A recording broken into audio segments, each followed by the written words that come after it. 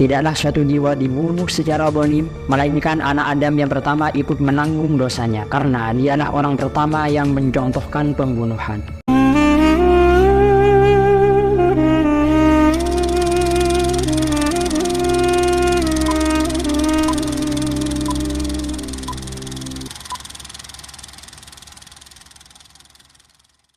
Nabi Adam itu menikahkan setiap anak laki-lakinya dengan anak perempuannya yang lahirnya tidak bersamaan. Jadi sistem pernikahannya itu selang-seling. Dikisahkan terdapat dua putra Nabi Adam kakak beradik, si kakak bernama Qabil dan si adik bernama Habil. Masing-masing dari mereka berdua memiliki saudara perempuan yang lahir bersamaan dengan mereka. Saudarinya Qabil ini lebih cantik daripada saudarinya Habil. Kalau mengikuti adat pernikahan anak Nabi Adam pada waktu itu, seharusnya Qabil menikah dengan saudari Habil dan Habil menikah dengan saudarinya Qabil. Namun Qabil ini tidak mau menikah dengan saudarinya Habil dan tetap memilih untuk menikahi saudarinya sendiri. Nabi Adam sudah memerintah Qabil untuk menikahkan saudarinya kepada Habil. Namun Qabil menolak dan tidak mau mengalah. Hingga pada akhirnya Nabi Adam memerintahkan mereka berdua untuk mempersembahkan kurban. Barang siapa yang kurbannya diterima oleh Allah Subhanahu wa taala, maka ialah yang berhak menikahi saudari Qabil yang cantik jelita itu. Nabi Adam kemudian pergi untuk melaksanakan haji ke Mekah dan menitipkan anak-anaknya kepada langit. Tapi langit enggan untuk menerima permintaannya itu. Nabi Adam kemudian menitipkan anak-anaknya kepada bumi dan gunung. Namun mereka semua menolak. Hingga pada akhirnya Qabil yang justru menerima permintaan ayahnya itu untuk menjaga saudara-saudaranya.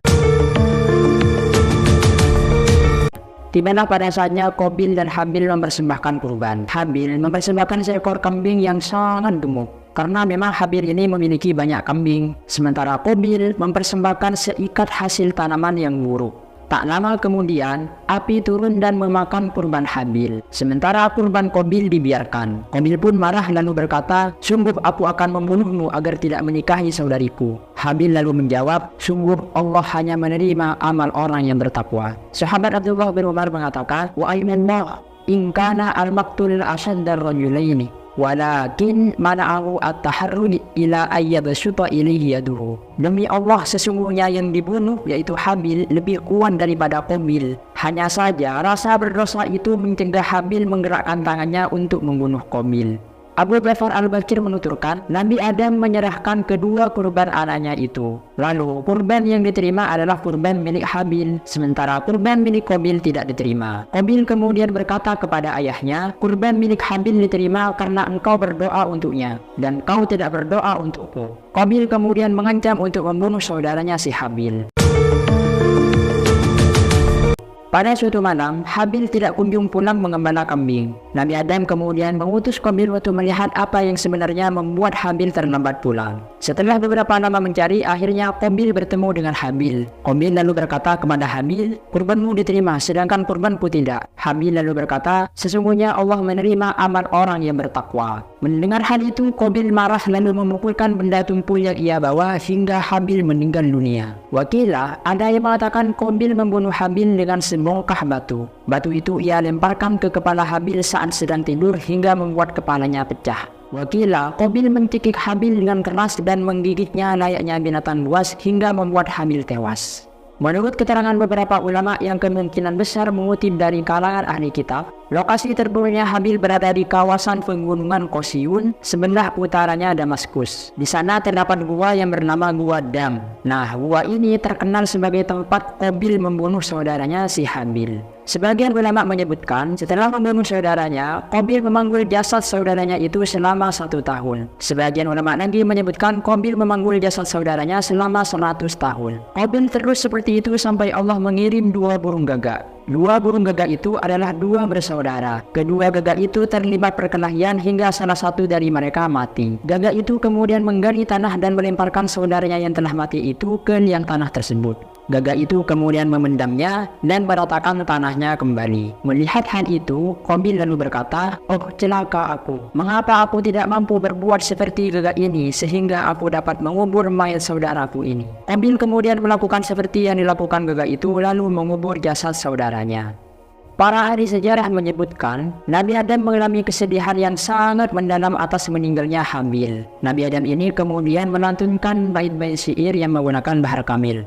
Tawayyaratil biladu wa man 'alaiha فوجه الأرض مغبر قبيح تغير كل ذي لون وطعم وقل بشاشة الوجه المليح فأجيب آدم أبا هابيل قد قتلا جميعا وصار الحي كالميت الذبيح وجاء بشرة قد كان منها على خوف فجاء بها يسير.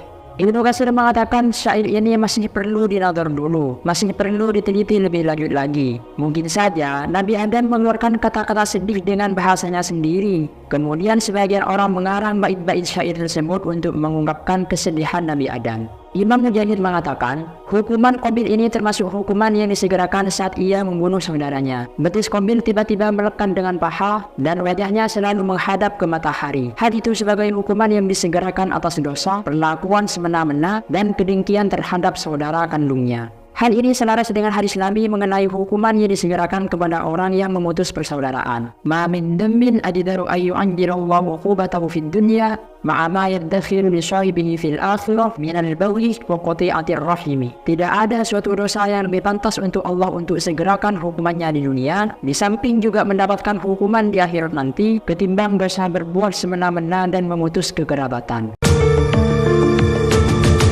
Dalam sebuah kitab yang beredar di kalangan ahli kitab yang mereka klaim sebagai kitab Taurat, terdapat sebuah keterangan bahwa Allah Subhanahu wa taala memberi tenggang waktu kepada Qabil. Qabil tinggal di kawasan yang bernama Nud, sebelah timur Aden yang mereka sebut sebagai Qonin. Qabil kemudian mempunyai anak yang bernama Khonuh. Khonuh memiliki anak bernama Andar. Andar memiliki anak bernama Mahawil. Mahawil memiliki anak bernama Mutasyail. Mutasyail memiliki anak bernama Lamik.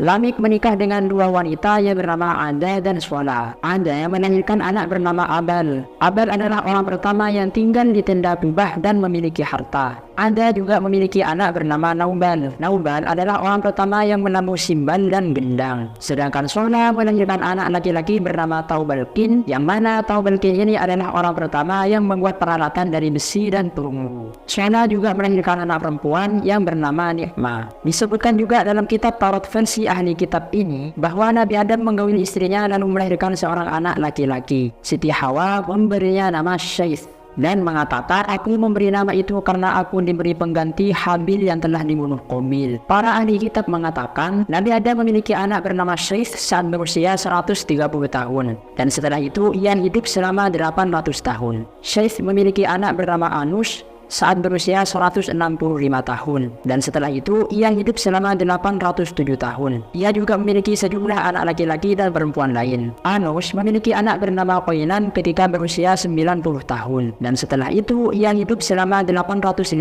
tahun. Ia juga memiliki sejumlah anak laki-laki dan perempuan lain. Qainan memiliki anak bernama Mahayir saat berusia 70 tahun, dan setelah itu ia hidup selama 840 tahun, dan dia juga memiliki beberapa anak laki-laki dan perempuan yang lain. Mahayir memiliki anak bernama Yarid saat berusia 65 tahun, dan setelah itu ia hidup selama 830 tahun, dan dia juga memiliki sejumlah anak laki-laki dan perempuan yang lain. Yarid memiliki anak bernama Khonuh di usianya yang menginjak 162 tahun, dan setelah itu ia hidup selama 800 tahun dan juga memiliki anak laki-laki dan perempuan yang lain. Khonuh memiliki anak yang bernama Mutawsyalah di usianya yang menginjak 65 tahun, dan setelah itu ia hidup selama 800 tahun dan juga memiliki sejumlah anak laki-laki dan perempuan yang lain. Mutawsyalah memiliki anak yang bernama Lamik ketika berumur 65 tahun, dan setelah itu ia hidup selama 788 tahun serta memiliki sejumlah anak laki-laki dan perempuan yang lain. Lamik memiliki anak yang bernama Nuh di usianya yang 182 tahun, dan ia setelah itu hidup selama 599 tahun serta memiliki anak laki-laki dan perempuan yang lain. Di usianya yang menginjak 500 tahun, Nuh kemudian memiliki sejumlah anak bernama Sam, Han, dan Yafith. Demikianlah dijelaskan secara gamblang dalam kitab mereka. A'udzu billahi minasy syaithanir rajim. واتل عليهم نبأ بني آدم بالحق إذ قربا قربانا فتقبل من أحدهما ولم يتقبل من الآخر قال لأقتلنك قال إنما يتقبل الله من المتقين لئن بسطت إلي يدك لتقتلني ما أنا بباسط يدي إليك لأقتلك إني أخاف الله رب العالمين إني أريد أن تبوء بإثمي وإثمك فتكون من أصحاب النار وذلك جزاء الظالمين فطوعت له نفسه قتل أخيه فقتله فأصبح من الخاسرين فبعث الله غرابا يبحث في الأرض ليريه كيف يواري سوءة أخيه قال يا ويلتى أعجزت أن أكون مثل هذا الغراب فأواري سوءة أخي فأصبح من النادمين